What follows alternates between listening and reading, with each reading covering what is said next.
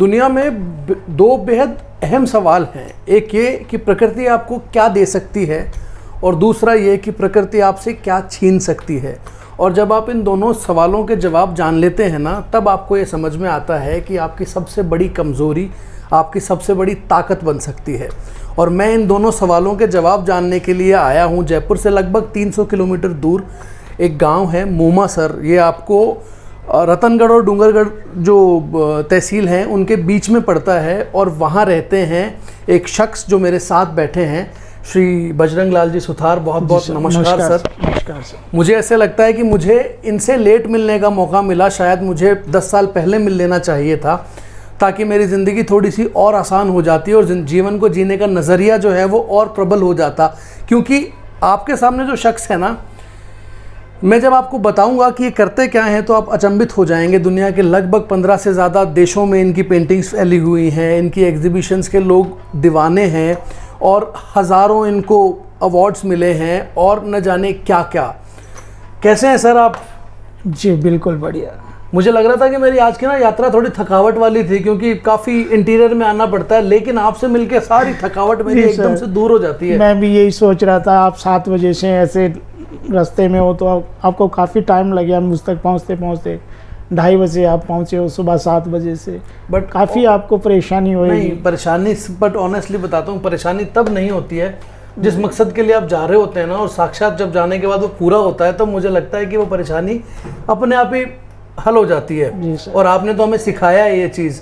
मतलब आप लोग यकीन करोगे यार, आप मुझे एक बात बताओ, अगर मैं आपसे कहूँ कि आपके शरीर की सिर्फ 2 उंगलियां काम करती होंगी, उस वक्त आपको क्या वो क्षण आप अगर सोचेंगे ना तो भी आपकी शायद रूह कांपती होगी।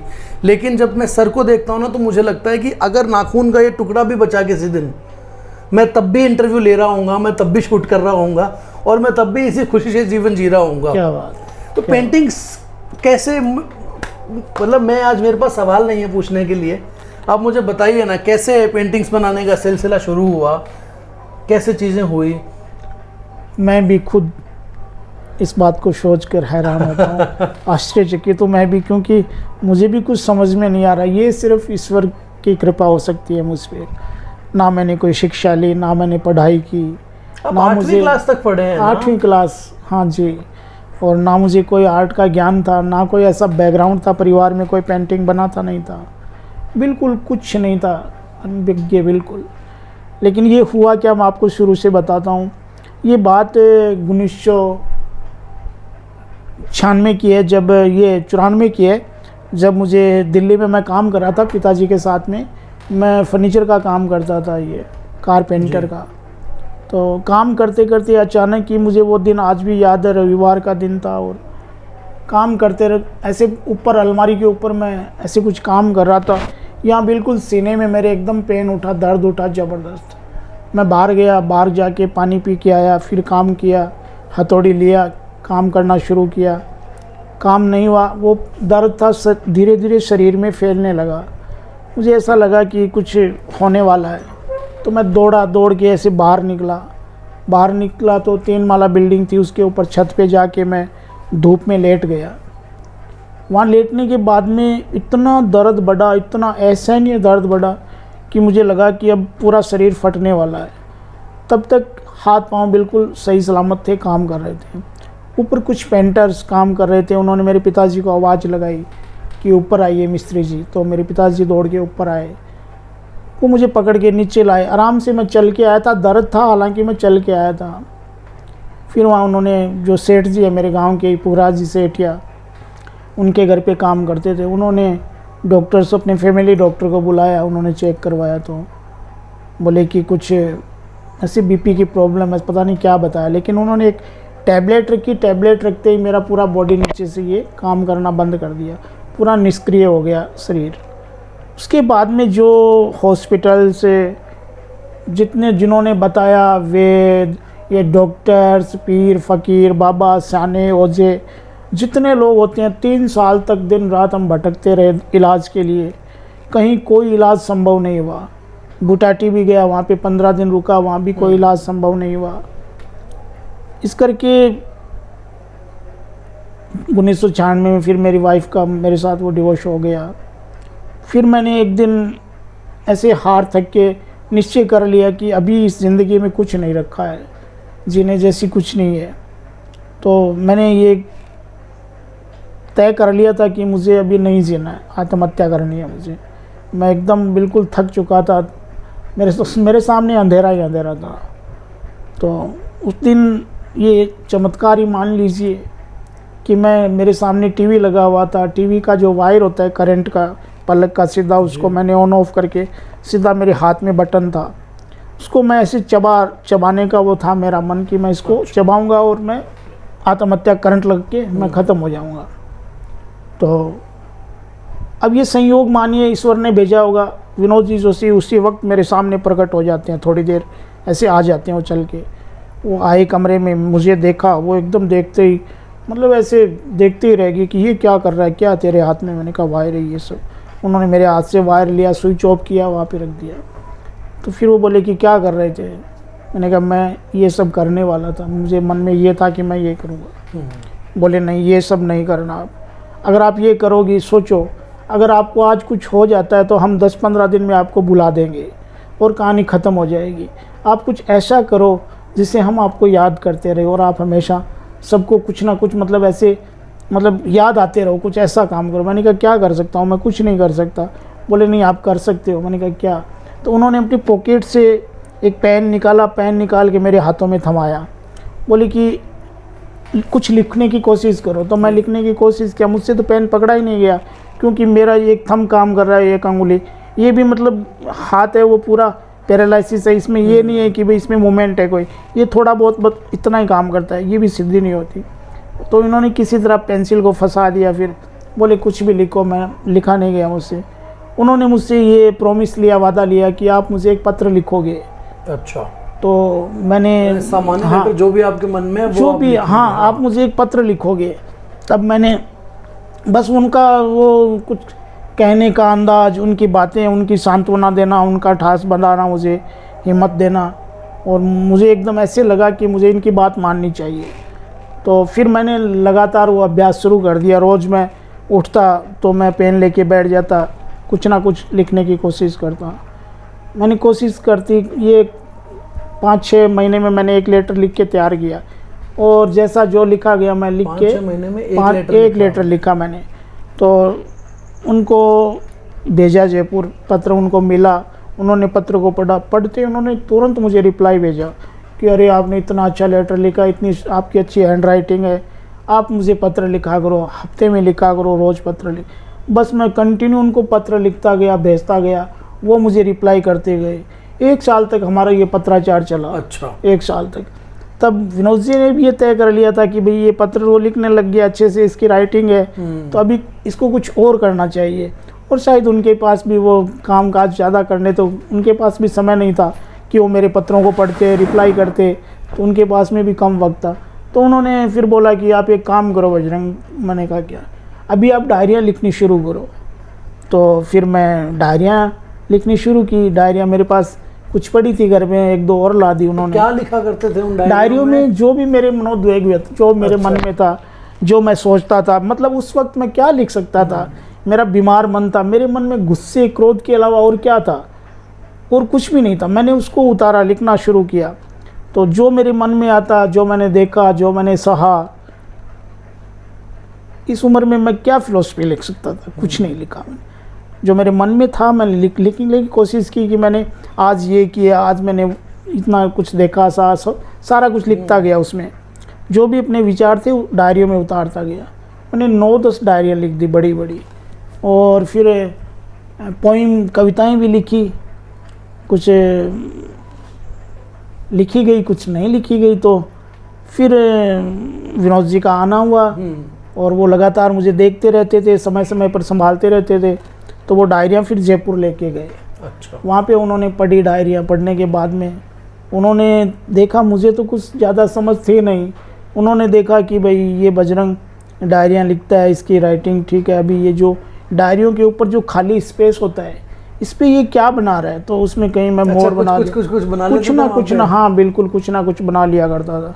जैसे भी कुछ जब कुछ याद ना आ रहा होता था, हाँ कुछ लिखने को ऐसे, या फिर मैं ऐसे थोड़ा ब्रेक ले लिया, या फिर मैं ऐसे अभी लिखने का मन नहीं, तो मैं उस पर मतलब कुछ ना कुछ गाय बना दी, मोर बना दिया, फूल पत्ती बना दी, कुछ भी उस पर बनाता गया। तो उन्होंने उस चीज़ को देखा कि ये जो डायरियों के ऊपर खाली जगह, इस पर ये कुछ कर सकता है, कर रहा है, फूल पत्ती बना रहा है। तो उन्होंने उस चीज़ को देखा और फिर वो गांव आए वापस।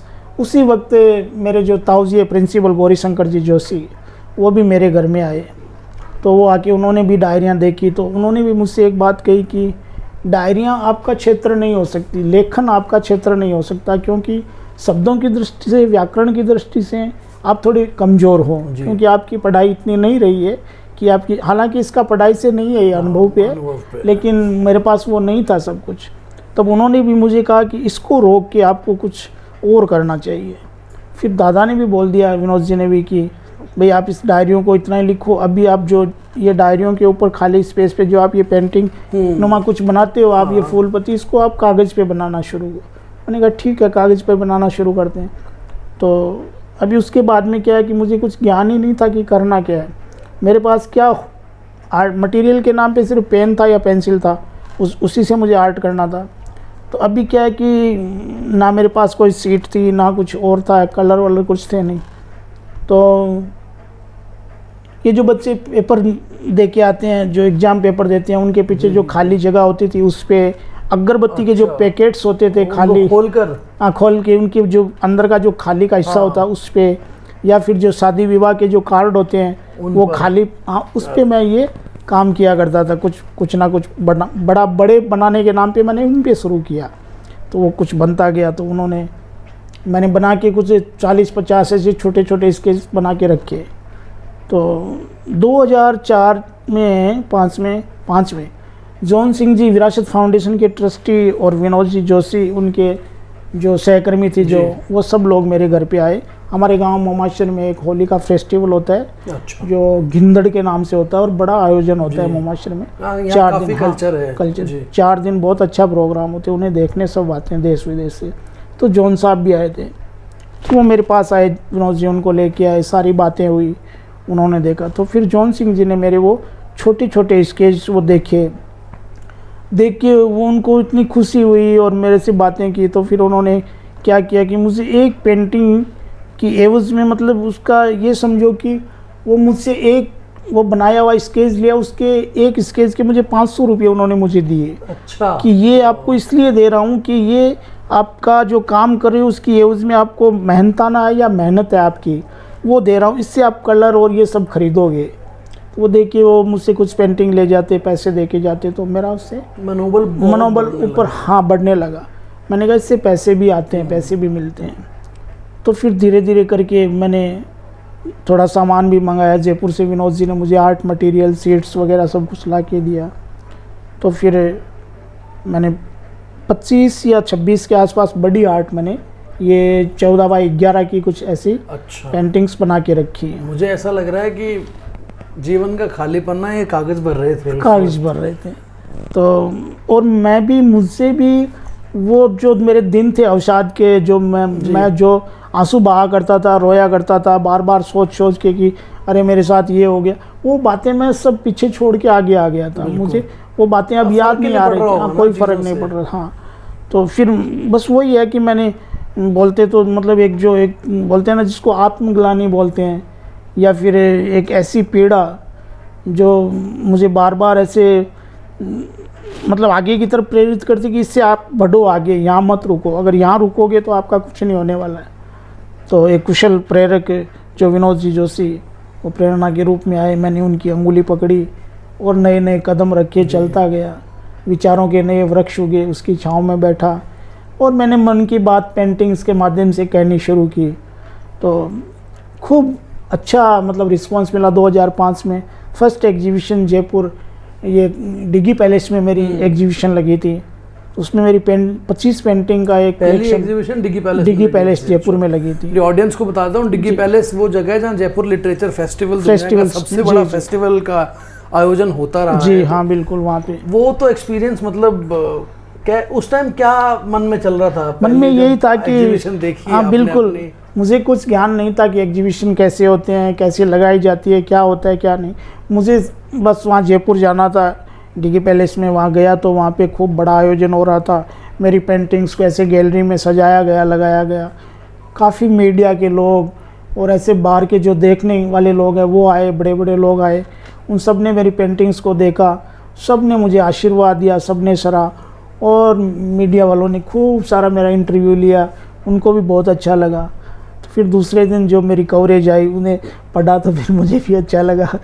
तो मतलब वहाँ से मुझे ऐसा लगा कि नई दिशा शुरू हो गई, वहाँ से मुझे अच्छा लगा। और मुझे लगता है तब ये भी लगा होगा कि दुनिया की कोई भी ताकत आपको रोक नहीं सकती अगर आपकी इच्छा शक्ति मजबूत हो चुकी है। बिल्कुल हाँ। तो वहाँ से मेरा मनोबल है वो एकदम बढ़ चुका था। फिर मैं गांव आ गया, एग्जीबिशन वो सबका आशीर्वाद लेके गांव आया। तो फिर कुछ दिनों बाद में जॉन सिंह जी घर पे आए और उन्होंने फर्स्ट बार मुझे, मैंने शायद बीमार होने के बाद में एक साथ में मेरी पेंटिंग 7.5 या ऐसा कुछ 7,500 रुपये पर पेंटिंग सेल हुई थी। उन्होंने मुझे 75 या 80,000 रुपये एक साथ में लाके मेरे हाथ में थमाए। उस वक्त 1900 मतलब ये 2005 में 5 के बाद में, तो बड़ी राशि थी मेरे लिए, मेरे घर के लिए बड़ी राशि थी। वो मेरे हाथ में रखी तो मानो कि ऐसे पर लगे थे, एकदम होश हो गए ऐसे, जैसे अब तो खुला आसमान है, अब तो उड़ना है और खूब सारी पेंटिंग बनानी है, दिन रात पेंटिंग बनानी है। बस पेंटिंग में खो गया। कैसे कट गए ये 28 साल, कुछ पता नहीं चला। 15 साल तो पेंटिंग में ही रहा, दिन रात पेंटिंग ही बनाता रहा। बट उन लोगों को ज़रूर पता चलता होगा ना, मतलब मैं समझ पा रहा हूँ। आप सोचिए एक 8वीं क्लास पास लड़का, आज मैं जिनसे बात करता हूँ तो आज मुझे आप एक बहुत परिपक्व लेखक के तौर पर, बहुत है ना, बहुत सुलझे हुए, बहुत पढ़ने लिखने वाले, साहित्यिक रूप से बहुत मजबूत, तो ये इन 28-30 सालों के सफ़र में ही संभव हुआ है ना। आप बीच में पढ़ते भी खूब रहे। जी हाँ, बीच में मुझे पढ़ने का मन हुआ, मैंने कुछ साहित्य पढ़े, कुछ किताबें पढ़ी मैंने जी। तो ज़्यादा नहीं पढ़ी क्योंकि वो भी मुझे एक तरीके से ऐसा लगने लग गया कि नहीं, मुझे संतुष्टि नहीं मिल रही है किताबों से। रजनीश को, आचार्य ओशो को मैंने खूब पढ़ा है और भी मैंने साहित्य पढ़े। तो वहाँ से मुझे भटकाव कुछ ज़्यादा मेरा बढ़ गया, मैं बहुत ज़्यादा अशांत हो गया। अच्छा। वहाँ से मैं सिर्फ यही प्रेरणा ली उन किताबों से कि मैं उनसे हर एक चीज़ से मुझे एक पेंटिंग नज़र आने लगी। वहाँ पे मैंने वहाँ से सिर्फ पेंटिंग की प्रेरणा ली, उस किताबों में से भी वहाँ से मैंने पेंटिंग ही निकाली। तो पेंटिंग पे पेंटिंग बनाती, ज़्यादा मेरा ध्यान है, वो फोकस है वो पेंटिंग पे रहा। और मुझे कुछ याद नहीं है, दुनियादारी की, दुनिया की बातें नहीं सीखी, मुझे शायद इतना ज्ञान भी नहीं है कुछ बातों का। सिर्फ मैं इतना कह सकता हूँ कि मेरा मन है वो एकदम शांत हो गया, मेरा मन कहीं भटका नहीं, किधर गया नहीं, बस पेंटिंग की तरफ ही रहा। जब भी ऐसे लगता है कि लग रहा होगा आपको कि ये नहीं हो रहा तो पेंट करना शुरू, अब मन नहीं कर रहा तो पेंट करना शुरू। बिल्कुल एक कमाल की बात है। और मैं तो सोचता हूँ, मतलब ऑडियंस आपको भी बताता हूँ, पेंट करते करते ऐसी पेंटिंग कर दी कि अपनी विधा डेवलप कर ली एक। आज मतलब आज जो प्रोफाइल विधा है, मैं आपसे पूछूंगा, मुझे बताइए उसके बारे में कुछ और, कि दुनिया उनको इस विधा के माध्यम से जानती है कि इनकी ईजाद की हुई है, इनकी अपनी स्टाइल बन गई है। वो जी कैसे? जी, वो ऐसा है कि मेरी जो एग्जीबिशन है ये कनाडा के कुछ टोरंटो शहर में एग्जीबिशन लगी थी। मेरे गांव के ये सुरेंद्र जी बोर्ड, उनका बेटा कुणाल जी पटावरी, वो बेल्जियम प्रवासी है, वहाँ पे रहते हैं बेल्जियम में। उन्होंने मेरी एग्जीबिशन को लगवाया था। वहाँ पे मेरी 25 पेंटिंग वहाँ पे वो डिस्प्ले हुई थी। तो वहाँ पे भी लोगों ने खूब सराहा, खूब पेंटिंग को देखा। तो सब ने कहा कि ऐसी पेंटिंग हमने पहली बार देखी है, इससे पहले हमने पेंटिंग नहीं देखी। तो कुणाल जी पटावरी, उन्होंने एक शोध करवाया। बड़े लोग हैं, बहुत गाँव के, मतलब बहुत बड़े लोग हैं वो। तो उन्होंने एक अपने स्तर पर एक शोध करवाया कि भी अलग कैसे है पेंटिंग, बजरंग की पेंटिंग अलग क्यों है, ये तो गांव का आदमी है, कैसे हो सकती है बजरंग की पेंटिंग। बहुत मतलब वो नहीं है ना कि पेंटिंग स्कूल में, डिज़ाइन स्कूल में जाके पढ़कर आए हैं। बिल्कुल जी। तो उन्होंने एक शोध करवाया, तो उस शोध में ये निकल कर आया कि इंग्लैंड में कोई फॉरेनर जो थे वो कोई 300 साल पहले इस तरह की पेंटिंग किया करते थे जी। और मैं उनके काम को आगे बढ़ा रहा हूँ। अरे वाह। मैं उनके काम को आगे बढ़ा रहा हूँ। तो ये निकल गया। जब तब तक आपको पता भी नहीं था कि ऐसा कुछ है क्या? जी बिल्कुल, मुझे कुछ पता नहीं था। तब मुझे उन्होंने एक लिंक भेजा जिसमें मैंने उनकी वेबसाइट को खोला, या फिर ऐसे बोल सकते हो कि उनकी कुछ पेंटिंग्स उन्होंने मुझे मेल की थी जी। उस पेंटिंग को मैंने देखा, मेरी पेंटिंग उसके मिलाई, तो मुझे ऐसा लगा कि अरे हाँ, मैं तो इन्हीं से कुछ चुरा के कुछ कर रहा हूँ। ऐसा लगा कि मैं इनसे ही कुछ लेके कर रहा हूँ। मेरी पेंटिंग उनकी पेंटिंग सेम मिल रही थी। कमाल है। तो जितने आर्टिस्ट मिले, जहाँ भी एग्जीबिशन लगी, जहाँ भी गया, तो सब लोगों ने, कलाकारों ने एक ही बात बोली कि आप गांव में रहते हो, ये सब्जेक्ट कैसे, हाँ, कहाँ से आते हैं, ये कैसे कर लेते हो, कितने पढ़े लिखे हो, जबकि आप कहते हो 8 क्लास पास हूँ, आप कहाँ घूमे हो, किसी के पेंटिंग देखे हो। मैंने कहा नहीं, मैं कुछ पेंटिंग देखा नहीं, कहीं घुमा नहीं, और मेरी शिक्षा है वो 8 तक है, आर्ट के बारे में कोई ज्ञान नहीं है। तब ये सिद्ध होता है कि ये बस ईश्वर की कृपा ईश्वर की है, कृपा है, बस बिल्कुल। उसके बिना ये संभव नहीं होता। क्योंकि मेरे पास ऐसे भी स्टूडेंट आते हैं और ऐसे भी गांव में जो बड़े लोग हैं, बाहर रहते हैं, दिल्ली मुंबई, जो आर्ट सीखते हैं जी, वो आते हैं, गांव में आते हैं, तब छुट्टियों में आते हैं, मेरे पास आते हैं, तो वो बोलते हैं कि हमने कला सीखी है, लेकिन हम कला के नाम पे क्या करें। हम जब भी काम करना शुरू करते हैं तो मतलब कुछ नहीं कर पाते, हमारे पास सब्जेक्ट नहीं होते। काम तो जानते हैं कि कैसे करें, लेकिन बनाएं क्या। पर वो वाला काम जानते हैं, हाँ, कुछ रख दोगे तो देख के जरूर बना हाँ, लेंगे, बट हाँ, इटरनली बनाना बस उस चीज हाँ, को वो मुश्किल है। तो वो बोलते हैं कि वो हमारे पास नहीं है। तब ऐसा लगता है कि ये माता पिता के आशीर्वाद से, दादा के आशीर्वाद से, भगवान की कृपा से ये सब कुछ संभव हो पाया है। और कभी मन में ऐसा नहीं था कि भाई इस हालातों में, इन हालातों में, इस शरीर से ये पेंटिंग बनेगी। और बनेगी कैसे? सिर्फ एक अंगुली से और एक अंगूठे, ये 2 ही काम करते हैं। ये इसके बीच में से मुझे ये पेंसिल को लेना होता है। ये पेंटिंग, क्या 1 मिनट में कमाल इसको, की, जी विषय है। मतलब ऐसे ही, ये नहीं है कि मैं एक बार में पकड़ लेता हूँ, इसको भी अच्छा, ऐसे मुझे फंसाना पड़ता है अंगुलियों के बीच में। इसको फंसा के, जैसे अभी इसको जी। पकड़ लिया, अरे वाह, ऐसे पकड़ लिया। मुझे इतनी सी जगह में सारा कुछ मैनेज करना होता है। अच्छा, ये हाँ, इतनी सी जगह में अभी मुझे यहीं पे ये काम करना होता है। इन्हीं 2 उंगलियों से काम करता हूँ मैं, इसी से मुझे काम करना होता है। और इस यहीं पे कलर रहते हैं, वहीं से कलर भी मैनेज करने होते हैं, वाटर भी यहीं रहता है। इतनी सी जगह में ही मेरी पेंटिंग्स बन के में इतनी तैयार होती बारीकी है। से आप काम कर लेते हैं, मतलब मैं कभी कभी अचंभित होता हूँ। मैं आपको एक छोटा सा उदाहरण दिखाता हूँ, ऐसे आपको शायद समझ में नहीं आएगा। जैसे एक ये पेंटिंग है मेरे पास, है ना, इतनी डिटेलिंग सर, इतनी डिटेलिंग्स, मतलब मैं कभी कभी सोचता हूँ कि मैं इसमें घुस जाऊँ ना तो मुझे फर्स्ट, जैसे ये सांप दिख रहा है, इसके अंदर जाऊंगा तो मुझे और कुछ दिखेगा, और अंदर चला जाऊंगा तो मुझे और कुछ दिखने लग जाएगा। तो ये डिटेलिंग, कितना टाइम लगता है आपको मतलब अंदाजन पेंटिंग बनाने के लिए? या कोई मेरे लिए आसान नहीं है ये सब कुछ। इसलिए आसान नहीं है क्योंकि प्रथम तो ये सब कुछ मुझे सहज नहीं होता, क्योंकि ये सब चीज़ें मैनेज करवा, मेरी माता जी है या बहन है, वो सब कुछ मुझे यहाँ पे सामान रखती है, सारा सीट वगैरह रखती है, पानी रखते हैं, सारा कुछ रखते हैं। उसके बाद क्या होता है कि पहले मैं पेंसिल से काम करता हूँ, तो अभी पेंसिल से हो गया तो जैसे शार्पनर है, इरेजर है, सारा कुछ उन्हीं से करवाता हूँ, मुझसे वो नहीं होता कि भाई इसको साफ़ कर दो, ये कर दो। माता जी है वो हेल्प करते हैं, थोड़ी बहुत वो करते हैं। तो फिर मुझे वो पेंसिल से पहले काम करना होता है कि मैं पेंसिल से ये काम कर देता हूँ, फिर मुझे उसको पेन से पक्का करना होता है। उस काम को पेन से पक्का करता हूँ, उसके बाद मैं उसको कलर करता हूँ। और कलर मैंने कहीं से भी कलर सीखा नहीं है, लेकिन जो मैं कलर कर रहा हूँ वो वाटर कलर है, पोस्टर कलर है। अच्छा, तो अब वाटर कलर को क्या है कि मिक्स करना थोड़ा ज़्यादा कठिन है ऑयल से। तो मैंने ये काम किया। सब लोगों ने यही कहा कि भाई आप वाटर कलर को इतने अच्छे से कैसे कर लेते हो? उसके तो मुझे लगता है हल्के से अगर इधर उधर हो जाए हाँ, तो रेशियो वो शेड ही बदल जाता है, पूरा शेड ही बदल जाता है। तो बस ये कुछ समझ में नहीं आ रहा है। मैं कहता हूँ ईश्वर करे सब सो कम, अपने आप हो रहा है, सब ईश्वर करे सो कम। ईश्वर कर रहा है, सब कुछ हो रहा है। मैं तो सिर्फ ये क्या बोलता हूँ, उन्होंने मेरे को चुन लिया हुआ कि भाई अभी इसको इतना कुछ कष्ट है, ये है वो है, तो इसको कुछ ऐसा देना चाहिए जिससे अपनी ज़िंदगी आसानी से बिता सके। मैंने कह रहा हूं और एक मान सम्मान की जो ज़िंदगी है वो जी सके। प्रकृति वाला उत्तर मुझे यहाँ आकर मिलता है कि प्रकृति जब आपसे कुछ लेती है ना तो उसके बाद में बहुत कुछ देती है। बस आपको आइडेंटिफाई करना पड़ता है कि प्रकृति मुझसे चाहती क्या है। मैं सोचता हूँ कभी कभार इस वीर को कि अगर मैं ठीक होता तो क्या होता। तब मेरे सामने एक कि तू, तेरे जो पिताजी ने किया वो ही तू करता, लकड़ी का काम। ये तो मेरे ख्याल से नजर में भी नहीं आता तो हाँ, कभी जिंदगी में कोई तेरे को 2 लोग जानते भी नहीं, क्योंकि इस घर से औजार उठाए अगले घर में रख दिए, अगले घर में काम किया अगले घर में रख दिए, जिंदगी भर यही सिलसिला चलना था।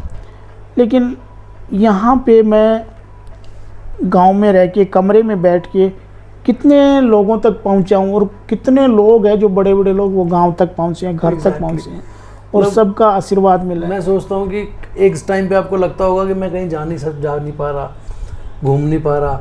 अब आपको लगता होगा कि क्या दिक्कत हो गई, मैं नहीं जा पा रहा, तो लोग मुझ तक आ जाते हैं। बिल्कुल। तो मुझे लगता है वो सब्र तो करना पड़ेगा हर व्यक्ति को इस दुनिया में, वो 5 साल 10 साल और लगन के साथ करना पड़ेगा। मतलब चाहे आप नौकरी करो, चाहे आप काम करो। और मेरे ना बहुत एक नोन है, वो कहते हैं कि कलाकार पैदा नहीं हो सकते, मतलब पैदा होते हैं, बना नहीं सकते हो। ये कहीं अंतर्मन में होता है, कलाकार नहीं बनाया जा सकता, कोई ढूंढ, मतलब ऐसे क्राफ्ट नहीं कर सकते ना कि ये तो स्वतः ही मुखरित होती है, और इसकी कोई ये नहीं होती, कोई ये भेदभाव नहीं करता कि कहाँ पे मुखरित होना है। इसको जहाँ मुखरित होना है वो ईश्वरीय कृपा से मुखरित हो ही जाती है, और जहाँ होती है वहाँ वारे नारे हो जाते हैं। फिर उसको सबसे बड़ी जो तलाश है वो ये की है कि जो मैंने देखा है, मैंने ये महसूस किया है कि मुझे जब से ये पेंटिंग का, मुझे लोग ये कहने की पेंटिंग बना रही है, मैं जब से खुद को कलाकार ऐसे सोच रहा हूँ कि मैं एज ए कलाकार सोचता हूँ, तो मेरे लिए एक ऐसी पेंटिंग जो मतलब आत्मा की जो खुराक है जिसको बोलते हैं, वो मेरे लिए पेंटिंग है। जिस दिन पेंटिंग ना बने, या फिर पेंटिंग की चर्चा भी ना हो, या फिर कोई कहीं पे पेंटिंग का कुछ ना हो, तो वो दिन बिल्कुल बेकार है। तो पेंटिंग ही मतलब मुझे अच्छी लगती है। जो जिस चीज़ के बारे में कभी सोचा नहीं था, वो जीवन का एक अहम हिस्सा बन के रह जाएगा। हाँ जी। कोविड को कैसे हैंडल किया? कोविड, मैं इसलिए पूछना चाह रहा हूँ क्योंकि तब ना एग्जीबिशंस हो रही थी ना जी। कोविड का समय सबके लिए ही कठिन था, तो मेरे लिए भी कठिन ही था। तो उस वक्त तो सिर्फ यही था कि भाई कामकाज तो करता ही रहता था, क्योंकि घर में अकेले रहना, तो काम तो करता रहा कंटिन्यू।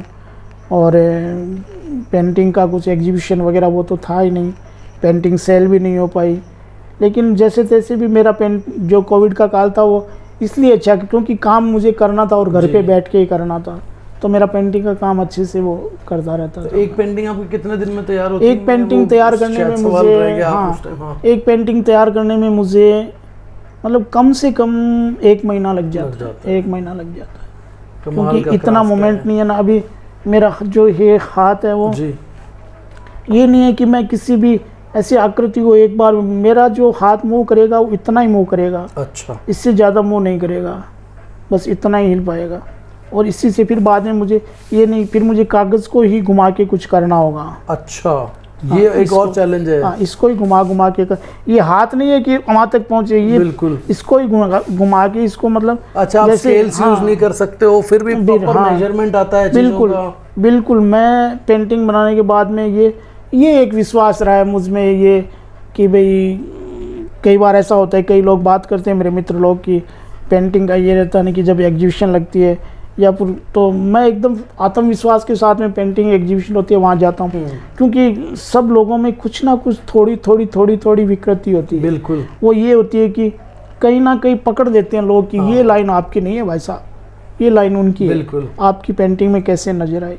मुझे ये विश्वास रहा है कि कोई नहीं कह सकता कि ये लाइन सारी मेरी हुई है। तो मैं जब पेंटिंग लेके जाता हूँ तो बिल्कुल आत्मविश्वास के जाता हूँ, और सबको यही लगता है कि हाँ भाई ये पेंटिंग सिर्फ इसकी हो सकती है। और बाद में सबने बोला, आर्टिस्ट लोगों ने, कि आप पेंटिंग के आगे सिग्नेचर किया करो। तो मैंने तो सबसे यही कहा कि मेरी पेंटिंग ही मेरा सिग्नेचर बनना चाहिए। तो मैंने कभी मैंने पेंटिंग, और आज भी यही है, कभी सिग्नेचर नहीं, कभी मैंने कोई भी पेंटिंग उठा के देख लीजिए, आपके सामने पड़ी, कमाल है। कोई भी पेंटिंग पे मेरे सिग्नेचर नहीं मिलेंगे। और कोई भी मेरी पेंटिंग को देखता तो देखते कहते ये पेंटिंग बजरंग की है। कमाल है यार। मतलब आपको आज के बाद कोई बिना सिग्नेचर की पेंटिंग दिखे तो नहीं, पहले प्रयास में समझ लीजिएगा कि जरूर ये पेंटिंग बजरंग जी की होगी। मैं पेंटिंग भी सिग्नेचर नहीं करता। और बजरंग अवार्ड्स का सिलसिला कैसे, मतलब अवार्ड का सिलसिला जो मिला स्वीकार करता, वर्ल्ड रिकॉर्ड तक पहुंच गया? जी बिल्कुल। वो मैंने पेंटिंग्स बनाई थी, तो उसमें मैंने कुछ, एक पेंटिंग में बहुत सारी पेंटिंग, मेरी ये खूबी भी रही है कि मैं एक पेंटिंग को कभी एक चीज़ में उसको ऐसे मुकम्मल नहीं करता, तैयार हो वो नहीं करता। एक पेंटिंग में अगर कोई निकाले तो एक पेंटिंग में 20 पेंटिंग्स निकाल सकते हो आप एक पेंटिंग में। तो मैंने एक ही पेंटिंग में कुछ ज़्यादा ऐसे मतलब 100-150 के आसपास पेंटिंग एक ही पेंटिंग के अंदर। वो कहाँ है पेंटिंग अब? वो मैंने वहाँ पे भेज दिया। अच्छा। तो उसका फ़ोटो भी शायद मेरे पास नहीं होगा। तो एक गणेश जी का भी कुछ मैंने बनाया था, वो नहीं हुआ, लेकिन वो हो गया, तो उसके मुझे ये मिला। शुरू में अवार्ड का ये नहीं रहा कि भाई मुझे क्योंकि कभी सोचा ही नहीं था कि अवार्ड लेना है या अवार्ड के क्षेत्र में काम करना है, किसी चीज़ के लिए कुछ काम किया नहीं, सिर्फ काम करना था और इसलिए हाँ खुद के लिए काम किया, काम करता रहा। उसके बीच में जो मुझे इसकी उसमें मिलता रहा उसको मैं स्वीकार करता गया। तो फिर एक बार मेरे मित्रों ने मुझे बोला कि आपको है ना, वैसे तहसील से या फिर गांव की तहसील से, मोमासर से या फिर बीकानेर डिस्ट्रिक्ट से, जयपुर से, यहाँ से तो मुझे सम्मान, ये सरकारी गवर्नमेंट के सम्मान मिल चुके थे। मेरे दोस्तों ने बोला कि ये केविन के रेबिलिटी मास्टरी अवार्ड का एक कुछ आवेदन आया, आप करोगे क्या? तो मैंने कहा भाई ये नेशनल अवार्ड है और इसके लिए मैं कैसे योग्य हो सकता हूँ, यहाँ तो बहुत बड़े बड़े लोग करते हैं। तो बोले नहीं आपको करना चाहिए, सब लोगों ने बोला करना चाहिए। तो फिर मैंने भी कहा चलो मैं भी भाग्य आजमा के देखता हूँ कि क्या होता है। तो और आवेदन किया? मैंने आवेदन किया जी। तो आवेदन करने के बाद में मैं उस बात को भूल गया कि मैंने आवेदन किया है, वो चले गए। फिर 1.25 महीने बाद में उन्होंने फ़ोन किया चेन्नई से, तो वो AR रहमान का फाउंडेशन है केवल के, तो उन्होंने मुझे फ़ोन किया कि आपका सिलेक्शन हुआ है। तो उन्होंने मुझे बधाई दी, शुभकामनाएं दी, तो मुझे अच्छा लगा। वहाँ से टीम आई वेरिफिकेशन के लिए चेन्नई से, तो उन्होंने इंटरव्यू लिए, 5 मिनट की एक फ़िल्म बनाई, सब लोग आए। तो तब तक क्या था कि मेरा यही था कि मैं अंतिम, जिसमें बोलते हैं ना कि 24,000 आवेदन थे, 24,000 आवेदन में मैं 17 लोगों में शामिल हो पाया था। अच्छा, तो जब मेरी फिल्म बन के गई थी तो मैं फिर मतलब जो फर्स्ट जो प्राइज़ है वहाँ का 1 लाख रुपये का प्राइज़ और केविन मास्टरी अवार्ड जो मेरे नाम हुआ था, पहला नंबर 24,000 में पहला मेरा नाम था। जी कमाल है जी। और आप पता है बताते हो इतने शांत भाव से बता रहे हो ना कि लगता है कि ये सब अपनी जगह ठीक है, लेकिन मेरा प्यार तो पेंटिंग है। आप अवार्ड मुझे बिल्कुल नहीं भी देते तो भी मैं पेंटिंग कर रहा होता। ये कोई एडिक्शन नहीं, नशा नहीं है कि भाई पेंटिंग। अब बहुत से होते हैं कि ये इसमें आवेदन करो, इसमें आवेदन करो। नहीं, जिसको सम्मान देना है घर आप कोई दे देगा, नहीं तो ठीक है। नहीं अभी कहाँ जाएंगे, अभी बोलते हैं कि आप हमारे यहाँ पे संस्थान है, यहाँ पे आपको अवार्ड, आपको सम्मानित करेंगे। तो मैं ज़्यादातर यही कहता हूँ हाथ जोड़ के कि मुझे क्यों तकलीफ़ दे रहे हो, गाड़ियों में आना जाना बहुत मुश्किल होता है। अगर आपको देना ही है तो कभी घर पे पधारिए और दे दीजिए, मैं रख लूँगा आराम से प्यार से। तो ज़्यादा वो नहीं होता। कमाल है, मतलब आपके विचार आपसे भी ज़्यादा कमाल है।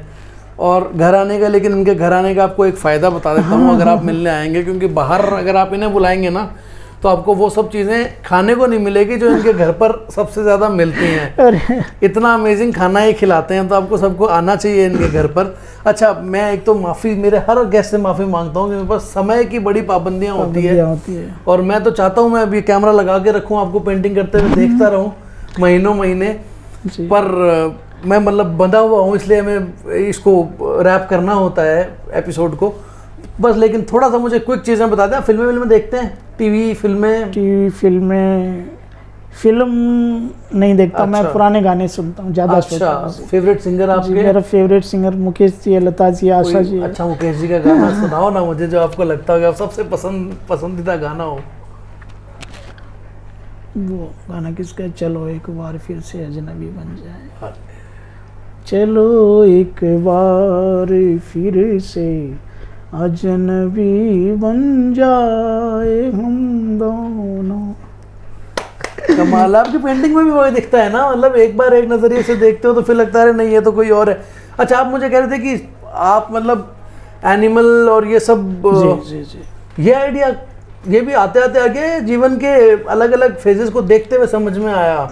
मेरी पेंटिंग में 3 चीज़ें ख़ास तौर पे पाई जाएगी। आप कोई भी पेंटिंग उठा के देख लेना। हालांकि मैंने इस पे ये थोड़ा कंट्रोल किया है, नियंत्रण किया है, लेकिन फिर भी आता है, क्योंकि कुछ ऐसी ज़िंदगी में कुछ ऐसी कमियां होती है, ख्वाहिशें होती है जो अधूरी रह जाती है, और वो फिर कहीं ना कहीं आपके विचारों में, आपकी पेंटिंग्स में, आपकी बातों में झलकती है। जिसको ज़्यादा आप दबा के रखते हो वो बातें कभी कभार निकल जाती हैं। तो मेरा ये रहा कि शुरू की जो पेंटिंग्स थी, मैंने बहुत गंभीर पेंटिंग्स बनाई मैंने। अच्छा। वो पेंटिंग मुझे भी कुछ ज़्यादा इसलिए अच्छी नहीं लगी क्योंकि उसमें कुछ ज़्यादा एक क्रोध था, गुस्सा था, खून था, हिंसा थी, वो मुझे अच्छी नहीं लगी। सबको भी ऐसे सब ने बोला कि नहीं। तो मेरी पेंटिंग में 3 चीज़ें रही। एक तो औरत, अच्छा, उसकी प्राथमिकता हमेशा ब्यूटी, और एक जानवर, एनिमल्स जी, और एक ह्यूमंस, इंसान, जानवर और औरत, इन तीनों को मैं मिश्रण करके ही पेंटिंग बना। मुझे लग रहा है इनका समावेशी जीवन है असली तो ये इन तीनों को जो समझ जाए वो जीवन है। को बहुत बहुत मतलब मैं तहे दिल से धन्यवाद करना चाहूँगा कि आपने मुझे आज ये कहानी सुनाई। अरे साहब, और मेरे व्यूवर्स जो हैं वो इस बात से ज़रूर इंस्पायर होंगे। यार इनको देख के एक चीज़ मुझे समझ में आ गई कि ज़िंदगी में जब दो ऑप्शन मिले ना कि या तो आप बेड पकड़ लो या आप पेन पकड़ लो, तो आपको खुशी खुशी पेन पकड़ लेना चाहिए। बिल्कुल। और जब आप खुशी खुशी पेन पकड़ लेते हैं तब आप बजरंग लाल सुथार बनते हैं। और कभी भी लगे ना जीवन में आप लोगों को, आज ये बात तय है, मैं जब यहाँ से उठकर जा रहा हूँ, जब ये एपिसोड आप लोग देख चुके होंगे तो हमें ये बात ज़रूर समझ में आई होगी कि जिस काम में मन लगे वो करना चाहिए। बिल्कुल बिल्कुल। जो आपके दिल के सबसे करीब होना उसको आपको अपनी ज़िंदगी दे देनी चाहिए, चाहे वो पेंटिंग हो, चाहे मैं कहता हूँ आपको हो सकता है आपको ऐसे ऐसे करना पसंद हो, सिर्फ ब्रश मारना, बट अगर 20 साल मार लोगे ना तो 21वां साल शायद आपका होगा और आप ऐसे इस दुनिया से नहीं चले जाओगे। और चले भी जाओगे तो दुनिया बैठकर याद ज़रूर कर रही होगी कि क्या कमाल काम कर कर गए हो। बहुत बहुत धन्यवाद। आज का एपिसोड बहुत सौभाग्यशाली था मेरे लिए। मैं हूं मन ग्रोवर और आप लोग देखते रहिए सफलकहानी.com। हमारे साथ थे बजरंग लाल जी सुथार।